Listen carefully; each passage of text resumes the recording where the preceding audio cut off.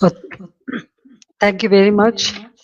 It's a great honor for me to be with you. Thank you, and thank you for everybody who present here or who are listening. Distinguished journalists, members of the Foreign Correspondents Club of South Asia, respected guests, friends of Bangladesh, ladies and gentlemen, Assalamu alaikum. I thank the Foreign Correspondents Club of South Asia for giving me the opportunity to speak to you. I also thanks the journalists who continue to follow events in Bangladesh with seriousness and courage. Journalism has a duty to seek truth, especially when power tries to hide it. In difficult moments of history, that duty becomes even more important. Today, I speak not only as someone who had the honor of serving Bangladesh 5 times as a prime minister, but also as the daughter of the father of the nation, Bangabandhu Sheikh Mujibur Rahman. I speak as someone who has spent her life with the people of Bangladesh. I was forced away from my country, but I was never separated from my people. Before I speak, about the present crisis, I pay my deepest homage to the father of the nation, Bangabandhu Sheikh Mujibur Rahman, to the Saline national leaders, and to the 3 million martyrs of our war of liberation. I also remember with profound grief and members of my own family, whom I lost on 15th August 1975.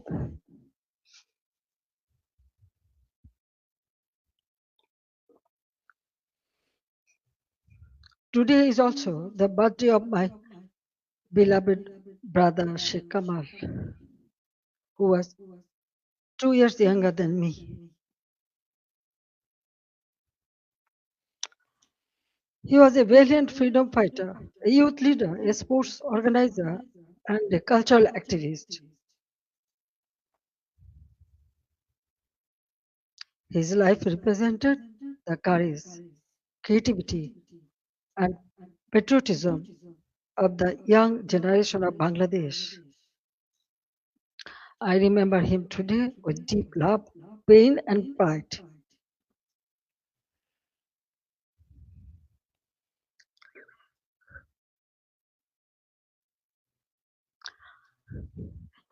Ladies and gentlemen, for the last 2 years, I watched my beloved Bangladesh suffer.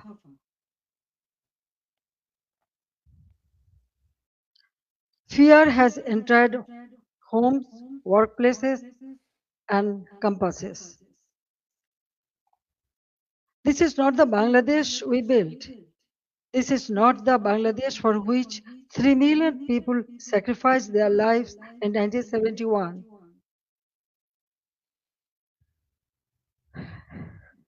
Let me begin with the truth about July and August 2024.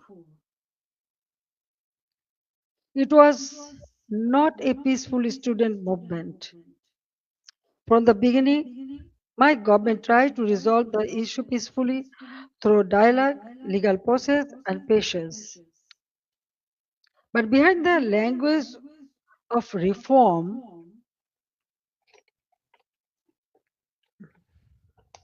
organized groups were working to turn students' demand into violent political instrument. In 2018, responding to student demands, we abolished the quota system. In 2024, when the High Court annulled the decision, the government appealed because we wanted to uphold the abolition. I personally took the initiative for dialogue with the students and invited them to Ganabhavan, the Prime Minister's residence. Three ministers also held discussions with them. A quota reform movement was turned into a one-point demand for my resignation. False propaganda was spread in a planned way. Genuine students were emotionally manipulated, while organized groups used their movement as cover for violence and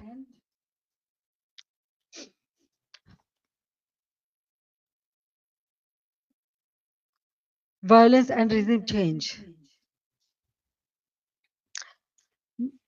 Muhammad Yunus himself said this was a meticulously designed movement led by a mastermind. His own words expose the truth. It was not simply a spontaneous student protest.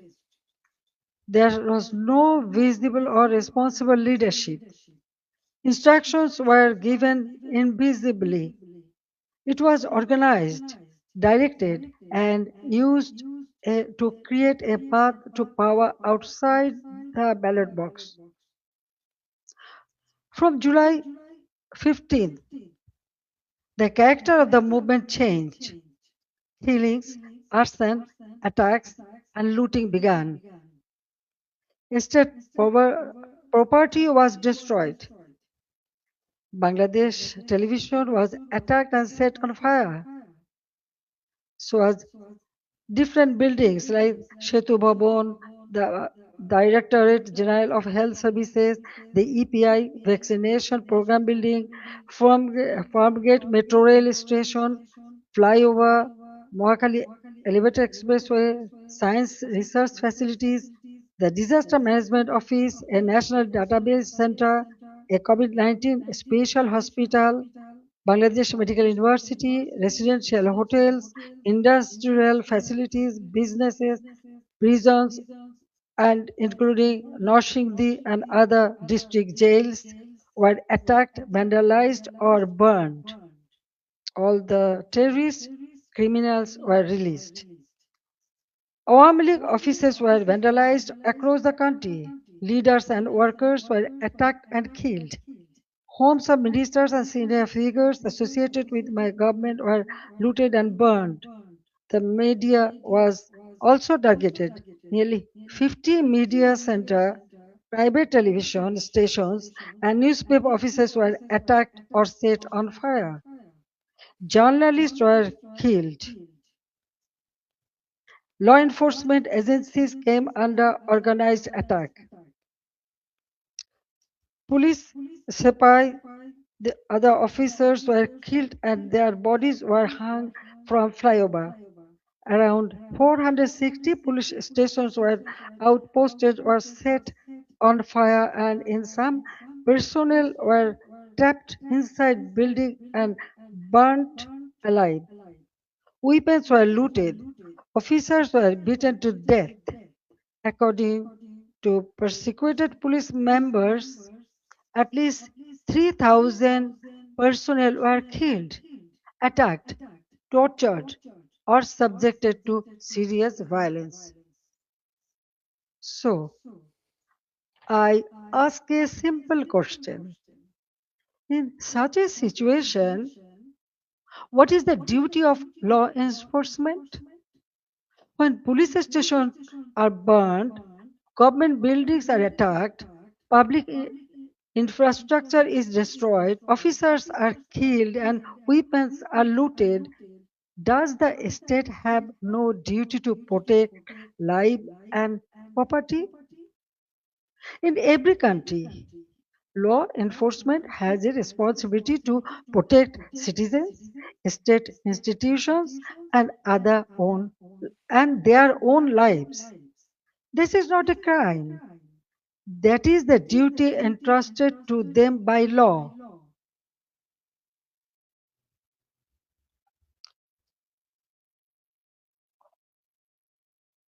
At the same time, I wanted the truth to be known.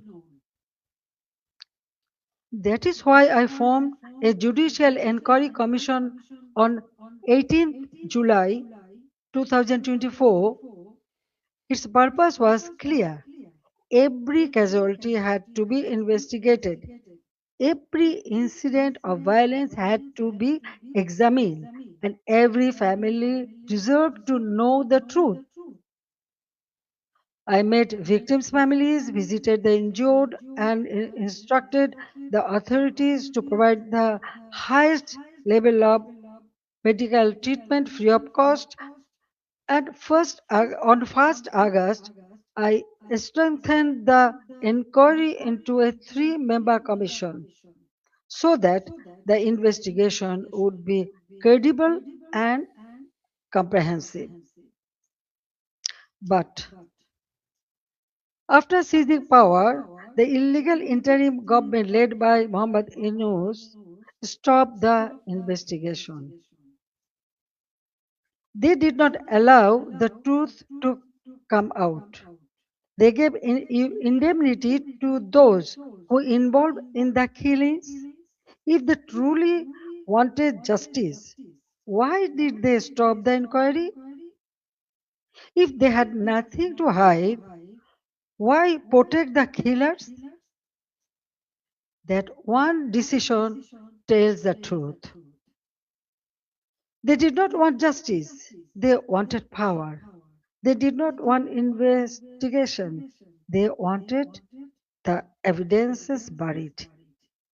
Their own words export the truth. An NCP leader said revolution would not have succeeded if police had not been killed and the metro rail had not been set on fire.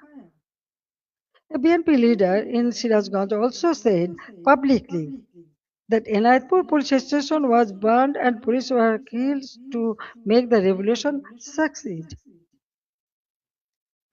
These statements show that the July-August movement was not merely a quota reform movement. It became a coordinated assault on constitutional order driven by hidden instruction, organized violence, and propaganda. The conspiracy did not end on 5th August. After 5th August, violence became a campaign of political persecution. The killing that began on 16 July with the murder of Shobuz Ali, a Dhaka college student and student league activist, has not stopped. Awami League leaders and workers are being killed, disappeared, arrested, driven from their homes, and buried under false cases. At least 10,000 have been killed or disappeared. Around 650,000 have been arrested over the last 2 years. Around 3,500 cases have been filed, namely nearly 450,000 leaders, workers, and supporters are accused. More than 1 million others have been listed as unnamed accused. Against me, more than 600 cases has been filed. Women activists of Satru League, student organization, youth league, other affiliated organizations are facing abuse, humiliation, torture in custody.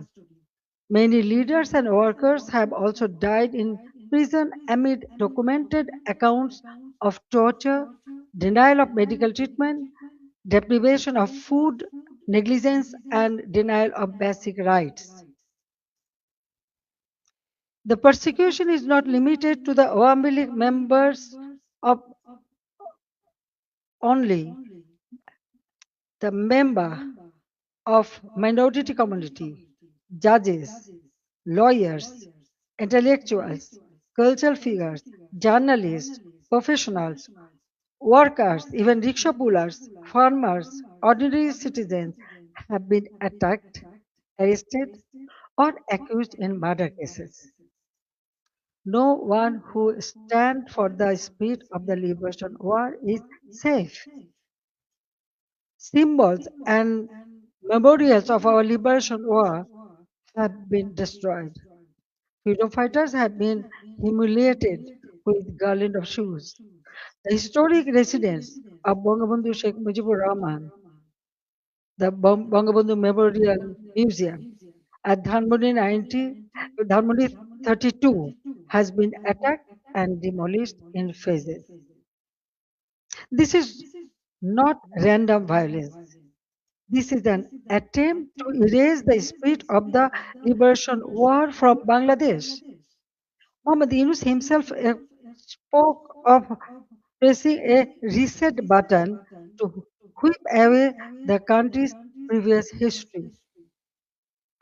They want to erase the liberation war, they want to erase Bangabandhu, they want to rewrite Bangladesh against the foundation on which it was born. Convicted war criminals have been released, militants and top terrorists have been freed. Even after a state election brought the BNP to power, the situation did not change. Bangladesh remains a grip of fear, terror, repression, economic hardship, and deep insecurity. Now, look at the condition of the country. The progress we built has been destroyed, and ordinary people are paying the price. GDP growth has fallen to 2.22% compared with 6.80% during the Awami League government. Industrial production has fallen sharply. For the first time in 54 years, the industrial sector has faced negative growth. Defaulted loan in the banking sector have reportedly risen from 13% to 47%. Poverty has increased from 18.60% to 46.8%. Investment has turned negative. Job creation has collapsed. More than 2 crore people have newly fallen into unemployment. Over 500 industrial factories have closed. More than half of industrialists and business owners are either in prison or forced into hiding. The government is running by borrowing 700 to 900 crore taka from banks every day. Project costs have been increased by 50% to 250%. At the same time, militancy is rising. Women and children are facing torture, rape, humiliation. And ordinary people no longer feel secure in their own lives. Extortion, murder, kidnapping have become regular features of daily life. These are not just numbers or isolated incidents.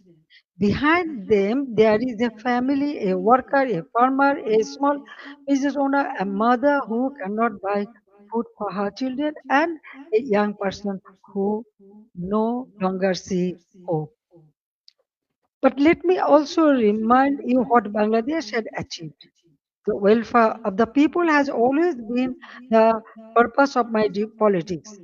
My father of the nation, Bangabandhu Sheikh Mujibur Rahman, gave his life for the ideal, and I have carried the ideal with full commitment.